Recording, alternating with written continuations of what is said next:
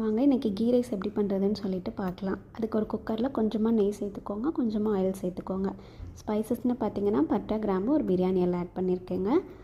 ஒரு வெங்காயம் ஸ்லைஸாக நறுக்கி வச்சுருக்கோம் இல்லையா, அதை ஆட் பண்ணிக்கோங்க. நல்லா வதங்கினதும் அதில் கொஞ்சம் கொத்தமல்லி ஆட் பண்ணிக்கோங்க. 2 பச்சை மிளகா போட்டுக்கோங்க. பச்சை மிளகா பார்த்திங்கன்னா என்னோடய குழந்தைக்கும் கொடுக்கறதுனால நான் கம்மியாக தான் ஆட் பண்ணியிருக்கேன். நீங்கள் உங்களோட காரத்துக்கு தகுந்தாப்பில் ஆட் பண்ணிக்கோங்க.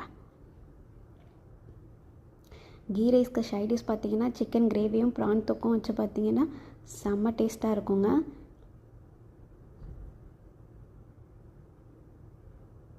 இந்த ரெசிபி பார்த்திங்க அப்படின்னா குழந்தைங்க 2 வயசு குழந்தைங்களுக்கு எல்லாருக்குமே தாராளமாக கொடுக்கலாம். தக்காளி கொஞ்சம் வதங்கினதும் இஞ்சி பூண்டு பேஸ்ட்டும் கொஞ்சமாக உப்பும் சேர்த்து நல்லா வதக்கிக்கோங்க. நான் 1 கிளாஸ் பிரியாணி பாஸ்மதி ரைஸ் எடுத்திருக்கேன். அதில் 1.5 கிளாஸ் தண்ணி எடுத்துக்கோங்க. ½ அன் ஹவர் ஊற வச்சு தான் எடுத்திருக்கேன். நல்லா கொதி வரும்பொழுது பாஸ்மதி ரைஸ் ஆட் பண்ணிக்கோங்க.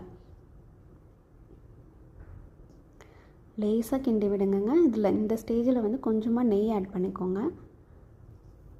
குக்கர் விசில் போட்டு 3 விசில் நான் போட்டிருக்கேங்க. 3 விசில் போட்டதுக்கப்புறம் பார்த்திங்க அப்படின்னா கமகமான கீ ரைஸ் ரெடி ஆகிடுச்சு. பார்த்திங்களா, பொல பொலன்னு இருக்குது. வீடே மணக்கோங்க. ஒரு தடவை ட்ரை பண்ணி பாருங்கள், செம்ம டேஸ்ட்டாக இருக்கும். எக் வந்து மசாலா எக் தான் எடுத்திருக்கேன். தேங்க்யூ.